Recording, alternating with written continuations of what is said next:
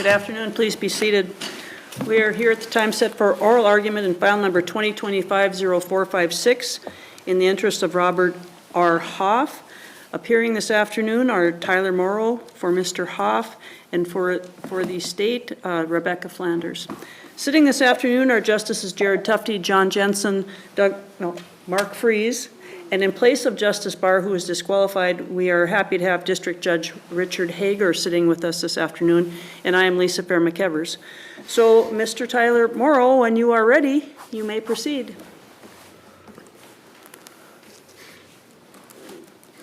May it please the court, Ms. Flanders, Tyler Morrow on behalf of Respondent Appellant Robert Hoff. The issue before the court is whether a district court can create a fictional story wholly fabricated to justify the commitment of an SDI. The district court cannot, under the modified clearly erroneous standard, and we ask this court to reverse the decision of the district court and grant Hoff his petition for release. The background of this case is we have two new eyes on this one. This case was already remanded to the district court, interest of Hoff 2025 ND 164. After this court found the original order did not contain sufficient findings that Hoff has serious difficulty in controlling his behavior. There was no additional evidence now. It was still off the original 2 days of hearing. In that original order by this court, or decision by this court also addressed the fact that the district court did not acknowledge the witness called by Hoff. And I'm quoting paragraph 11 of this court's decision. While Dr. D'Orazio's testimony and report provided evidence of Hoff's difficulty controlling his behavior, the evidence was contested. The district court did not even address it or even acknowledge the name of the witness in its original order. The new order by the district court is in contrast to this court's decision, stating the state's evidence therefore stands unrebutted on the central issues relevant to the Crane analysis. The new findings are a complete fabrication. And it's important to point out the state does not contest this. It just avoids it in its brief. In order to discredit Ms. Koenig, who is the witness called by Hoff, and what is her significance? She is the alleged victim of the stalking that Dr. D'Orazio alleges occurred at the North Dakota State Hospital. Mr. Hoff was never charged with this. And she comes in and testifies, he never stalked me. In order to wash away this testimony, because it knows it's detrimental to the state's case, the district court does this. Quote, her assertions that Hoff could safely reside with her and her young grandchildren were contradicted by treatment records, expert opinion, and risk assessment concerns. The court gives Koenig's testimony little weight. Then, in finding the nexus between the disorder and the serious difficulty, which is the whole purpose of why this court remanded this case in the first place, the district court does this. Quote, Hoff's inability to develop or adhere to a relapse prevention plan, particularly his stated intention to reside in a home with young grandchildren, reflects impaired risk appraisal and inability to regulate impulses outside of a controlled environment. These disorder-linked traits support a finding of serious difficulty controlling sexually predatory behavior. Here's the issue. No one ever said this. This is not a part of the record. No one ever said he is going to live with the grandchildren. The district court wholly makes this fictional story up in support of its findings. Isn't that an inference that the court can make, that if there are going to be grandchildren in the home, that your client will have contact with them? No, because the testimony is uncontroverted by Koenig, is it's going to be her and 5 animals in the home. The testimony that the court found was not credible. You make some pretty serious allegations saying the district court has fabricated in its order. And what the court found was that Dr. D'Orazio's testimony was credible and that Koenig's testimony was not credible. credible because she minimizes risk factors. But how so? You gotta read that whole paragraph on how she discredits Honig. And it's because she asserted that it was okay for Hoff and the grandchildren to be in the home. That's how she discredits her, and that's a fact, that's not true. So there's no way to discredit her reading this order without using facts which Even aren't true. assuming what you say is accurate, that's how we should look at it, you also are arguing that the paragraph where the court makes the finding that the evidence is unrebutted, but if you have credible evidence and non-credible evidence, how is the credible evidence rebutted? Well, this court already found that it's rebutted in its prior decision. And now in order to avoid it, the You district said court, we said it was contested. and I quoted, however I did quote it is accurate. Something being contested doesn't, until the court makes the finding on it, doesn't say whether or not it's been rebutted. Right, you can't discredit someone by creating up lies as a district court. And I recognize what you're saying, Your Honor, and it is, I was nervous pressing send on this brief. I control F so many times, I read so many times. When I first got the order, I'm like, this isn't in there. I was scared to send it, and I was waiting for the state to respond, and if they had said, here it is, right here, I would have been, oops, yep, I missed it. But I did not. This is a fabrication, and I know it's a serious allegation. But that's what happened in this case. And I'll get into it later, but that's why we know there's not clear and convincing evidence in this case, because if there was, this wouldn't be needed. And absolutely, this court can look at it and say you can't rebut or you can't discredit a witness by creating lies. That this court is absolutely allowed to do that. And that's what happened here. So first, to discredit this witness, the lie occurs. And then the sole reason that this case was remanded was to connect the nexus and the serious difficulty. That's what we need you to do. And the district court again uses this lie. It's under the heading D, nexus between disorder and behavior. This is the district court's order. Hoff's inability to develop or adhere to a relapse prevention plan, particularly his stated intention to reside in a home with young grandchildren, reflects impaired risk appraisal and inability to regulate impulse outside a controlled environment. These disorder-linked traits support a finding of serious difficulty controlling sexually predatory behavior. That is the crux of what this court remanded for. The court's finding says his stated intention to reside in a home with young children doesn't necessarily mean that he's going to reside in the home. It doesn't say point blank that the grandchildren live there, that they reside there. He's going to reside in a home where grandchildren, can't we read it that way, where grandchildren will be present? No, Your Honor, and that was actually my next segue. I remember officer training in the Army, we were taught say what you mean what you say. And the state's going to ask this court, yeah, the district court didn't really mean that when it said that. That's not what they meant. Plain English reading of what's read twice. And I would point out, if it was one misplaced word or one misspelled word, this is used twice in entirely independent clauses. This is not a grammatical mistake, as the state alleges. It is clear that there was a belief from the district court that he was going to reside in a home with grandchildren, which was never stated. The order speaks for itself. In regards to this grammar argument by the state, on the way here I looked up assertion because, quoting the district court, her assertions that Hoff could safely reside with her young grandchildren. Assertion defined confident, forceful, or emphatic statement of fact, belief, or opinion.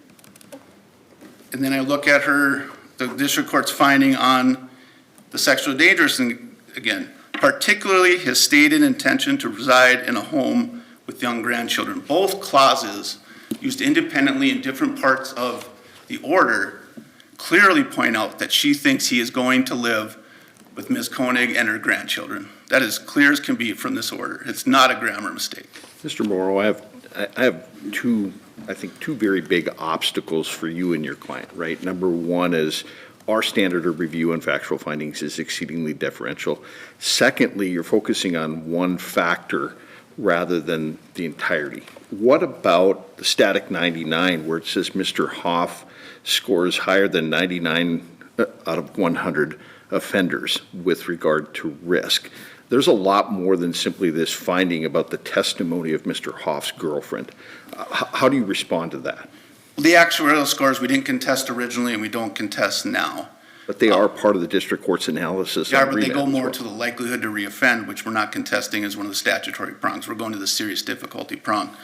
And what's important to point out is when I cross-examined Dr. Durazio, the only way for Hoff, because of his unique factual scenario, to lower his risk to sexually reoffend is to get out in the community, sexually reoffend, and be brought back in.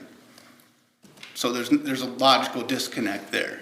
And this happens sometimes with the static 99R, specifically because it's time of release and because Mr. Hoff has never been to prison for any of his offenses, and now has spent 21 years at the North Dakota State Hospital without having ever gone to prison for his original conviction.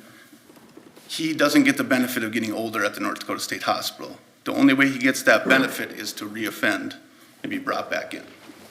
So to that, I'm trying to remember the other question here now.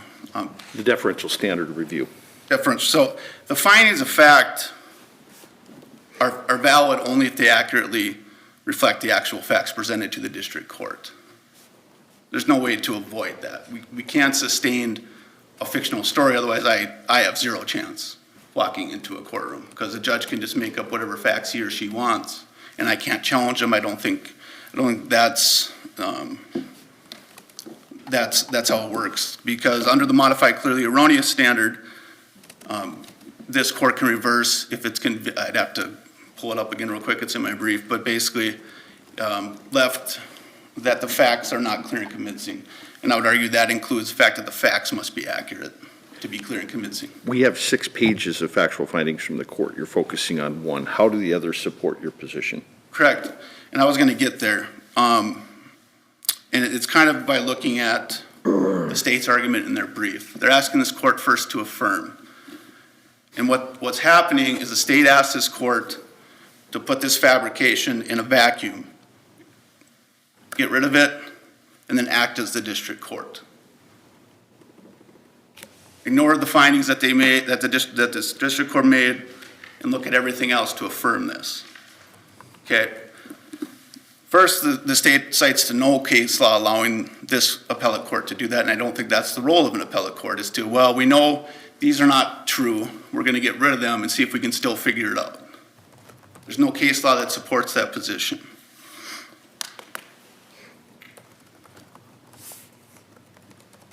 And I think it still wouldn't be justified, the state's position still wouldn't be justified that you can basically piece it out however you want as an appellate court and figure it out on your own.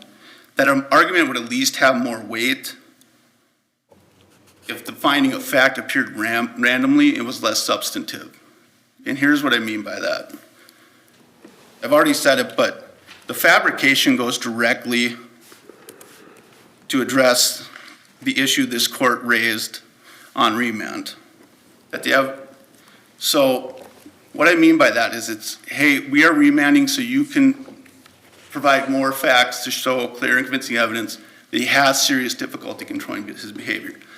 That paragraph that I have read over and over regarding this lie used to show serious difficulty is the actual finding by the district court. That is the entirety of the paragraph. Hoff's inability to develop or adhere to a relapse prevention plan, particularly, and I'm saying that with stress because the court is saying, I am particularly focused on his stated intention to reside in a home with young grandchildren. Never mind everything else, I am particularly looking right here at this made-up fact. It's not something we can parse out. It is the substantive aspect of the district court's finding. So if the district court had added the words access to, it wouldn't be a fabrication. So by not having I don't know what fact would even show he has access to. The mere fact that Ms. I Koenig, reside in a home with access to young children, where would you get access from? because grandchildren come to visit. Ms. Koenig. That's a fact not on the record. Didn't she testify that she babysat her grandchildren? I don't think she said babysat, I think she left because, I mean, it could be inferred, but that doesn't mean they come to visit her at her home. That is completely made up either way. Testimony is because my first grandson was born and I wanted to be able to spend time with him. That's the bare reference we have, right? Correct. So a desire to spend time by a grandparent. Isn't there a fair inference that some of that spending time together will be in the household where the grandparent lives? No, that's a complete leap in logic. Okay. Now, here's the deal. The state could have cross-examined her on this issue. They did not. Her testimony is unrebutted. If anyone's testimony is not, it just comes in, it's hers. Which is why the district court just has to kind of say not credible and move on. Because otherwise, look at what she's testifying to. And I would point out again, it's in the brief, but Dr. D'Orazio doesn't speak to Hoff. And this is a new one. The treatment providers at the North Dakota State Hospital are no longer allowed to talk to the evaluators either. So this is a record-only review by Dr. D'Orazio. Can't talk to anyone and get any firsthand knowledge about what did or did not happen. I am bringing in a firsthand witness that says, I am the person they're saying he stalked. I was not stalked. Completely rebutting essentially what was the crux of their serious difficulty argument prior to me bringing that witness in. Do you think it's improper for the judge to rely on an expert witness more so than a lay witness under circumstances like this? Improper, Your Honor, I don't know if I'd say improper. I think, and I know this court doesn't do weight, but I don't know how you give someone weight who did a record-only review. But your argument cuts both ways, Mr. Morrow. You say that your testimony that was offered was unrebutted. The state's expert testimony was equally unrebutted. But relied upon record-only review, which included that this individual had been stalked. But the And now- witness testifying had the credentials necessary to make an expert review and offer expert testimony. Correct, and the state could have called her as a rebuttal witness, did not, after these facts had come into the record. The state could have cross-examined Ms. Koenig. And I suspect when Ms. Flanders gets up here, she will say, Mr. Hoff could have testified, Mr. Morrow could have retained experts to testify on his behalf. You have to see kind of the inconsistency or incongruent nature of the argument that you're presenting. Well, when the burden's on the state and it's not an equal burden, I think there always is an inconsistency, right? Because there needs to be clear and convincing evidence provided by the state. I have zero obligation to provide anything.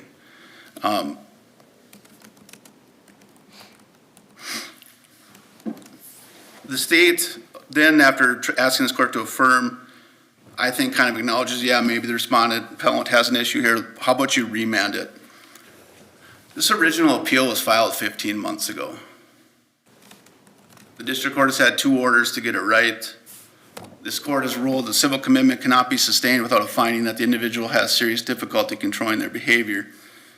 The original order has now been sustained for over 15 months. After this court found the original order didn't contain the facts necessary to show serious difficulty controlling behavior. If there was clear and convincing evidence, you would have it by now. And it wouldn't need to be made up. It wouldn't need to be fabricated. And it wouldn't need to go to the heart of the issues that this court addresses. Mr. Morrow, are you aware of a case where this court has reversed and released somebody from civil commitment? Yes, before in 2019, without citations, it's JM, TAG, Voisin, and RAS.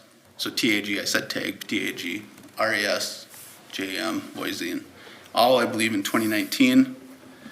I cite them in my brief and address I think Hoff has done an even better job than those individuals. He was at the highest level of treatment. He had a cell phone in the North Dakota State Hospital.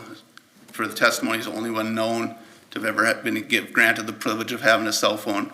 So that's something when the state comes up and talks about these 15 write-ups, these are the individuals who are monitoring him 24 hours a day, 7 days a week, 365 days a year. And they're saying, even with what you're bringing up, he should be at the top level of treatment. He should have all the privileges. That's where that's the level he had attained prior to this hearing. So I see I'm running out of time. Barring any questions, I'd reserve the remainder of my time. All right, thank you, Mr. Morrow. Ms. Flanders, whenever you're ready, you may begin your argument.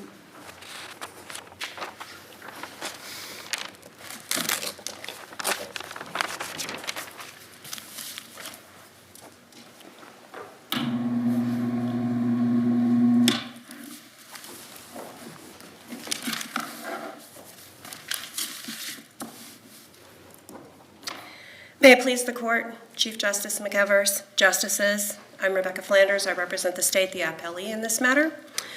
And as much as the respondent would like for me to start with the familial relationship issue, I'm not going to do that because there was a replete record that was sufficient in order to find an affirmation in this case. So I'm going to start with the information first because it all goes together. This case is here for the second time on remand. It was remanded for additional findings. There were original findings, and those are not read in a vacuum. The state does not ask that this court see anything in a vacuum, nor the district court. In fact, this type of case should be done on a totality of the circumstances, and that is what the lower court did in this case.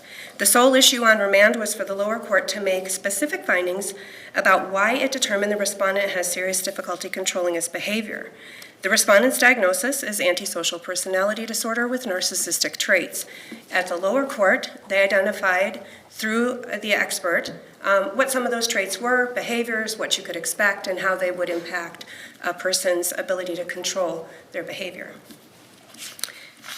Then, upon remand, the court specified the nexus between Mr. Hoff's impaired ability to control his behavior and how it distinguishes him from the regular dangerous offender to the special dangerous offender in a case like this. Now, per Skoric, the conduct showing serious difficulty controlling behavior need not be sexual in nature, and the court can consider past, present, and any other conduct, and in this case, there was a mixture. On remand, the court specifically identified 3 full paragraphs under that nexus, under subsection D. The nexus between disorder and behavior, and said these disorder-linked traits support a finding of serious difficulty controlling sexually predatory behavior. Quote, and that's at the record 537, 519. Now, the respondent would like this court to disregard the previous 2 paragraphs. There were 3 paragraphs. Paragraph 19, indeed, was 2 sentences, but there were 3 paragraphs. Now, those other 2 paragraphs are what we're going to talk about first. The respondent would like to equate this case, I heard, to RAS, TAG, NJM. However, in Mr. Hoff's case and in his history, and in this entire replete record under 478, 479, and the transcript at 517, there was a lot more identified than incidences of horseplay, failure to take your meds twice, and single isolated statements, because that's what is in each of those cases. And not only that, but that's in each of those cases one thing individually, and then there were treatment-related things. Now, Mr. Hoff also was aloof and disengaged. That's what the court said on page 23. Now, the lower court specified more than 26 issues involving his inability or unwillingness to control his behavior. 15 of them were behavioral, 11 were related to issues, and then it led to items of dishonesty and concealment. The court opined at the record 537-4 that these issues were consistent with the impulsivity, manipulation, and disregard for rules associated with his disorder. The court believed the unrefuted expert report and testimony that Hoff was set apart from the dangerous but typical recidivist in an ordinary normal case. Now, also it's important to note that the person need not be more dangerous but instead set apart due to the mental abnormality. That is under matter of Musha. The lower court did not leave this court to speculate, and that is the question here. It was remanded for additional findings, and the court gave additional findings so that this court didn't have to speculate about what it was thinking. And what do we do with the court's finding regarding the grandchildren in the home if we agree with Mr. Morrow that that finding is not supported by the record? I would suggest, Your Honor, that it is not. The state disagrees that the court will find that, but if the court were, in arguendo, then that could be extracted, almost like a Frank's hearing. You could take that one piece out, extract it, and know that all of the other information contained in here is sufficient. Because as the respondent said, all the evidence was contained. It didn't require new information. Therefore, by that standard, the state already met its burden. It was just relying on the court to articulate the facts. The burden was already met. There need not be new information. And so with that, I don't think that this court can rely on one small two-sentence section that is misconstrued. And in fact, I did make a note because I too did read several times and was very cautious in my response because it is a record that the nation can see for eternity. And I didn't want to be offensive. So I too F4'd to make sure that I was being professionally respectful and courteous. Now, the state does disagree with that assertion that that was a blatant fabrication, and I'll get to that, but first, it's important to note what those other two paragraphs say that the court relied on. The 15 behavioral things were testing boundaries by beginning an inappropriate relationship with a staff member who was an employee. This isn't about a peer-to-peer, which there are cases that peer-to-peer sexual contact is inappropriate. This was an employee. And then when we get to the other part with the child, that is one of the considerations. Did she have the rationale to understand the behavior of being an employee and creating a relationship with an institutionalized individual with underlying mental health conditions, the purpose that he is under lock and key? So that was the first thing. And the court did find her non-credible. And then there was creating and enforcing his own rules, failing to attend mandated staff meetings, intimate physical contact, whispering, discussing contraband, covert delivery methods, refusal to take prescribed medication, early and unauthorized phone access, pressuring staff, verbal altercations, possession of unauthorized items and contraband, refusing to complete assigned tasks, lurking, and ignoring repeated directives. That's at 537, paragraph 12. Now, the lower court didn't recite the report in whole, and they're not required to. But it indicated it read the whole report and the transcript and summarized those considerations. And some of the things that were in there, the court directed you to look at pages 23 through 25, or 22 through 25. He had his Xbox confiscated for not following the rules, and there was porn located on it. He got on the phone. That might not seem bad for some people, but when you are given rules and you persistently choose not to follow them, and the court has related that to your ASPD, that's a problem. The ongoing dishonesty and concealment on page 23 led to the request for a maintenance polygraph, which resulted in deception noted on all three questions. Have you stolen anything? Have you had contraband? Have you had physical contact with a resident? All three were noted, and the court looked at those. This was not looked at in a vacuum. And then, as far as the assertion that Mr. Hoff has done everything that he's supposed to do and that he's at the highest level of treatment that he could possibly be at, well, actually, if you look at page 24 and 25, you'll find that he was getting day visits at the CTC.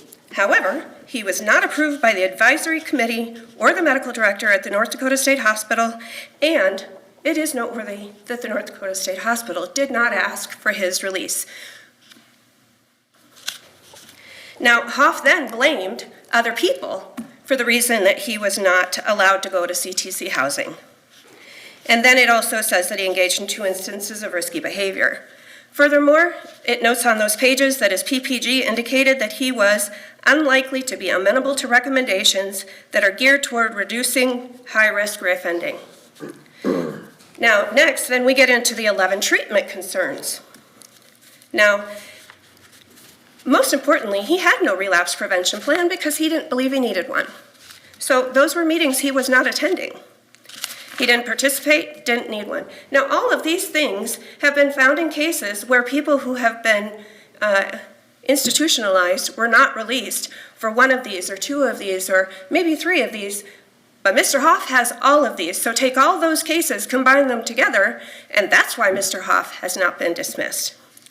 Now, minimal receptiveness to feedback, retaliation, being justified, refusal to recognize sexual jokes or comments as boundary violations, being aloof and disengaged in group, passive-aggressive communication, sexualized comments toward female staff, blaming others for treatment setbacks, a sense of entitlement to apologies, inability to accept responsibility for behaviors. The respondent made some claims in his brief also.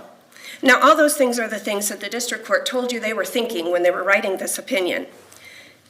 But then we get into some of the claims that the respondent has made. The rubbing the legs together thing, what it actually says at the record at 478-21 is that Mr. Hoff on multiple occasions was caught rubbing his legs together apparently for sexual arousal while on the phone, though he denied this was any form of masturbation.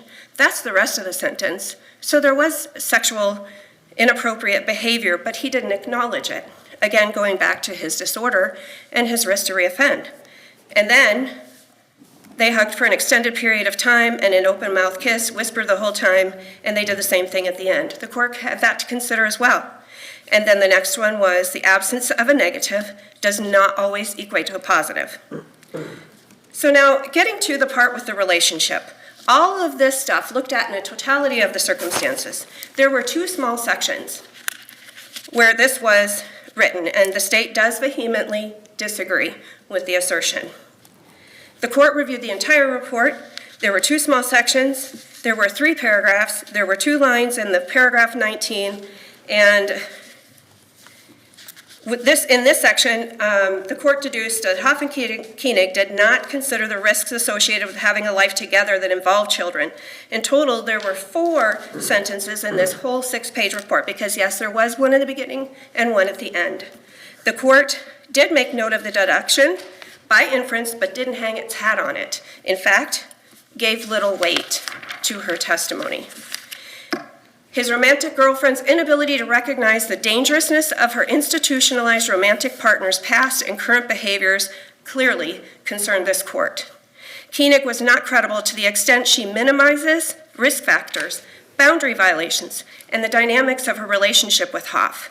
Their relationship began when she was employed at the state hospital, and then the court goes on to say, this is what she's doing, that she shouldn't be trustworthy, but also indicated Hoff in that sentence because it also evidenced Hoff's persistent boundary testing. Now, the court is permitted to weigh the record as a whole against what she said and make those determinations. Either the record did not support her statements or she had a flawed belief system. The court deduced that Koenig did not consider the risks associated with having a life together. Koenig planned to spend time with her young grandchildren. That's in this transcript at 5, line 3 and 4. Hoff plans to live with her. That's at 6:10. Neither had a safety plan or a relapse prevention plan or recognized the dangers of this respondent having access to her grandchildren.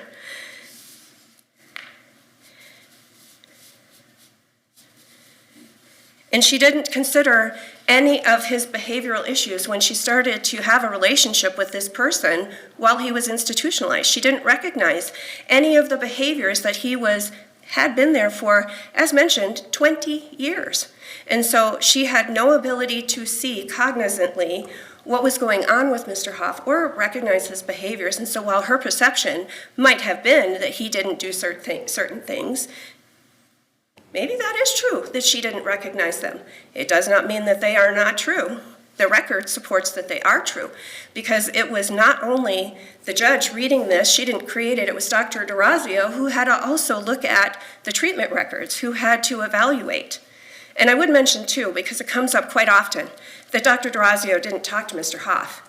Well, Mr. Hoff is not required to talk to Dr. DeRazio. He has that right. However, it's usually very convenient that a respondent will talk to an independent examiner, but not the state examiner, and then weigh it against us because somehow he didn't choose to talk to the examiner. Ms. Flanders, how do you respond to this argument that the only way for Mr. Hoff to change his risk is to be released and reoffend? No, because part of being at the state hospital is that you are in treatment to learn how to adjust these behaviors. So there is the static 99, but there are That all. was the testimony. Mr. Morrow cited the testimony of Dr. DeRazio that seemed to confirm that statement. That he could only improve if he were to get out? The only way to lower his risk, according to the testimony, was to be released from the state of hospital and to reoffend so that the static 99 could be rescored, if I understand the testimony correctly. Well, Your Honor, I'm not sure where that is in the record, but I would say that there are certain factors under the static that are not changeable, that have to do with your criminal history and that type of thing. However, the dynamic factors and the psychopathy factors are movable. And also, I don't think he mentioned it, but I know that it's out there. You know, at certain ages, you also get a decrease in your point system. In fact, there was another case we just had where his score did decrease by 3, and he still wasn't able to be released based on age. And so there are factors. I mean, if we looked at it from the standpoint that nobody could change, I get that what Mr. Morrow is saying is that nobody would ever get out, but we've already proven that's not true because we listed 3 people who did. And so Mr. Voisin, RAS, and JM, they did. Why is that? Because they were, at one point, they were committed continually, and then at some point, their behavior changed to a point where they were determined to no longer meet the needs. Was it their behavior change or intervention based on decisions of this court?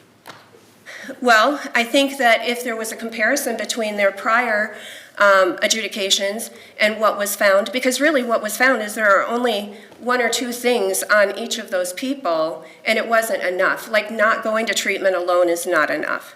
It has to be not going to treatment and the behaviors that are exhibited due to the disorder and how those types of behaviors are relatable to their risk to reoffend. And so I think overall it's a compilation. It's not a single thing. And in those you had, that's why I mentioned the one about horseplay, because one was horseplay. One was he didn't take his meds twice, and that wasn't enough. Taking your meds not twice. And there was a dispute about whether or not he should even be taking those medications. And so in those situations, I think we'd have to go back to what did they do before, and how is that different than where they were then, and how had they improved to the point where they only had those 2 that we could present for evidence.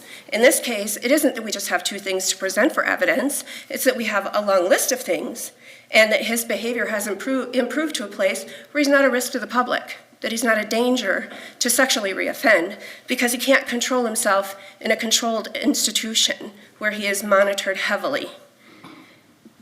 Ms. Flanders, relying only on cases where this court has ordered release doesn't take into account the cases heard by district courts where the district courts themselves order release of these folks because the state hasn't proven that they are still a danger. How would we ever know how many numbers those are? I imagine It's not on the record, is what I'm saying. Right. So other than looking somewhere like a report from the state hospital of how many people are released every year, there wouldn't be any way for us to know how many people are being released with these types of allegations against them. Correct, correct, Your Honor. Sorry, I'm under the weather, so I apologize for that. And so in the end, these things that she has said, Koenig, her testimony, it wasn't credible because she didn't recognize the risk when she first initiated this relationship. He was violating boundaries by having the relationship, and he knew that sexual behavior within the institution wasn't permitted. And so between the 2 of them, they didn't have a good plan to start out with. And then she says that she's going to spend time with her grandchild, and he's going to move in with her. And read together, she has a grandchild. She sees no mental illness for which he is institutionalized and doesn't believe that he needs a relapse prevention plan. Neither one of them did. Can I ask a question with regard to what the part you just talked about? This sentence by the district court says, particularly his stated intention to reside. So are we to infer from what you just said there that his agreement that they are going to have a relationship and she's going to have a relationship with her children, and the court took from that he's going to have a relationship with her, so he has stated his intention to reside in her home? Yes, Your Honor, and I did have that in my notes, because in the end, if this court would notice, she also put in there that he did not testify. This did not come from his testimony, it came from the record. So his intent to reside in a home where he's going to have a relationship with a woman who has already identified that she spends time with her grandchild, it is reasonable to expect that this family unit would be together and that she would spend time with her grandchild, and there's no plan to make sure that that child is protected or any children. And so as a totality, looking at it from the perspective of how normal people live, there should be, if you have a history of conduct and behavior that has put you here in this position, that you would be recognizing that you need some kind of plan to say, hey, let me not do this again. Right? But he can't even do that in this institutionalized situation because he has 26 plus things that he cannot control his behavior and doesn't recognize the need to protect a child that he's going to be out there in the world with. And now I would point that the court did not say they would.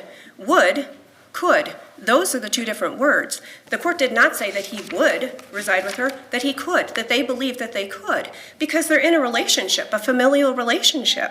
Ms. Flanders, your time has expired. Thank you for your argument this afternoon. Thank you, Your Honor. The court would ask this court to affirm. Thank you. Mr. Morrow, you have 10 minutes for rebuttal.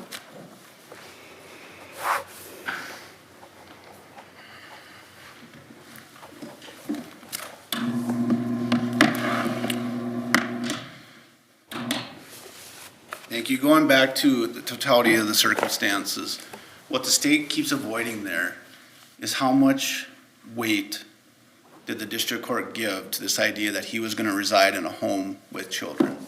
It's clearly important to the district court that this is going to happen because it's used to rebut the witness, discredit the witness, and it's used to say that Hoff has serious difficulty controlling behavior. So that's why I say she's asking this court to look at it in a vacuum and just get rid of it and look at everything else. Forget that the court considered this in its order. That's what the state's asking this court to do. But clearly it's an important aspect, and plain reading, reside in the home with grandchildren, is that the grandchildren are going to be present in that home as well. The gaslighting needs to stop. The difference between home with grandchildren and reside with grandchildren, is there not? The way I read it, no. There's Absolutely. testimony supporting this, Mr. Morrow. The witness specifically testified, asked why she left her job. She said, I left for a better job, for better hours, and also because my first grandson was born and I wanted to be able to spend time with him. Correct. It has nothing to do with whether or not children are going to be in the home or whether or not Hoff is going to be around these children.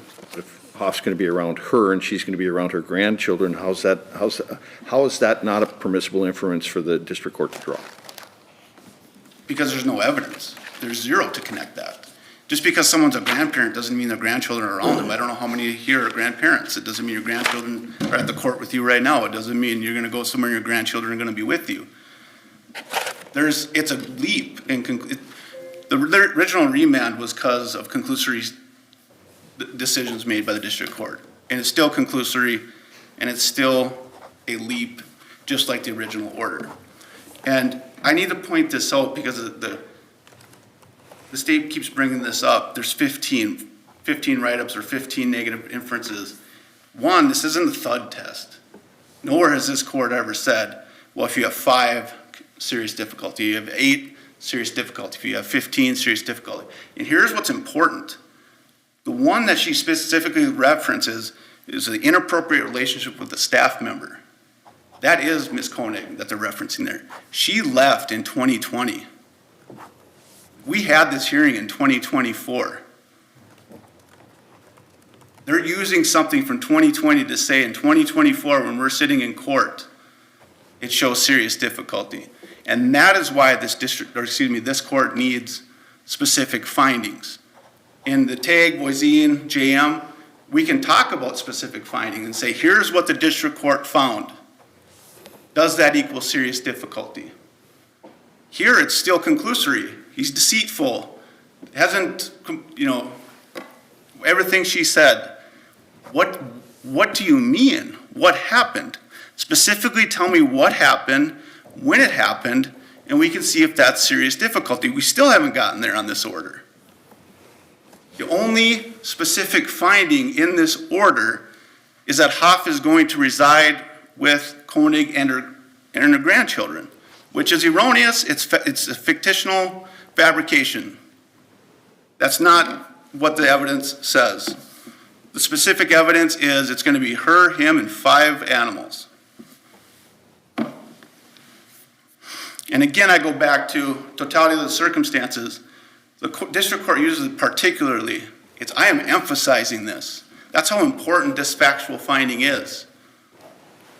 So this court cannot just act like it didn't happen, which is what the state asked this court to do in affirming.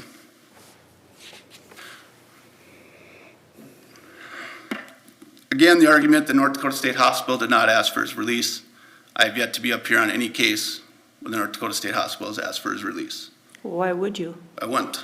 That's what I'm pointing out. And Your Honor, I'm going to bring it up because you brought it up. You don't get to see how many are released. I can tell this court, because we tracked this district has not released an SDI against the wishes of the state since Judge Haskell. And years start running together for me, but I think it's been more than a decade since he sat on the bench at least. Maybe not. Okay. It's been a while. I don't think so. It's not 2020 something. Maybe time flies for me as well, Mr. Morrow. I can't tell you the year either, so. And I will make this argument, I've tried to avoid it. This district has abdicated its decision-making process. And here's why I say that. Even in TAG, when this court ordered the release, and I believe, no, JM was the first, TAG came after it. When the mandate issued for TAG, they didn't release him. He sat there, and I was calling this court, I was trying to figure it out. I put an order into the district court that simply said, based upon the Supreme Court's decision, he must be released, to try to get him released. The judge wouldn't sign it. That's the same district. TAG came out of this district. The judge would not sign off on it. And that's what I run into. And now I'm running into fabrications. And I'll also tell the court this isn't the first time I've seen a fabrication out of this district. The problem is a year ago it occurred at a preliminary hearing, and we didn't get to the initial hearing. I looked at writs, I looked at everything. The state even agreed it was a fabrication at that point. Same district. And I don't get into this district very often. 6, 7, 8 cases out there. And I can say twice in the last year where fabrications are made in order to justify civil commitment of these individuals.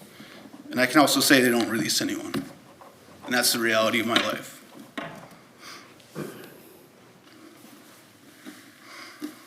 The leap in logic that Ms. Koenig didn't take anything into account regarding Hoff. How do we know this?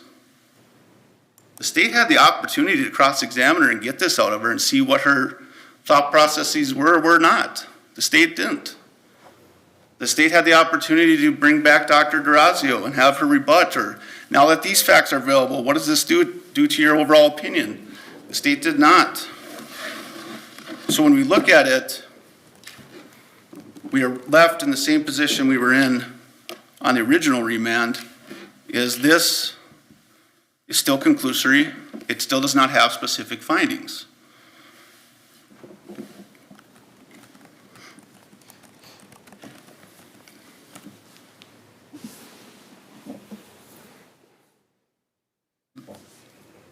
This court remanded for findings of fact. Findings of facts are only valid if they accurately reflect the actual facts presented. This order does not do that. We ask the court to reverse this decision of the district court and grant Hoff his release after 21 years of being at the North Dakota State Hospital. Barring any questions, I would surrender the remainder of my time. Hearing none, thank you, Mr. Morrow, for your arguments this afternoon, and Ms. Flanders as well. This case will be taken under advisement, as all cases are, and we will be adjourned until 2:45 p.m. this afternoon. All rise.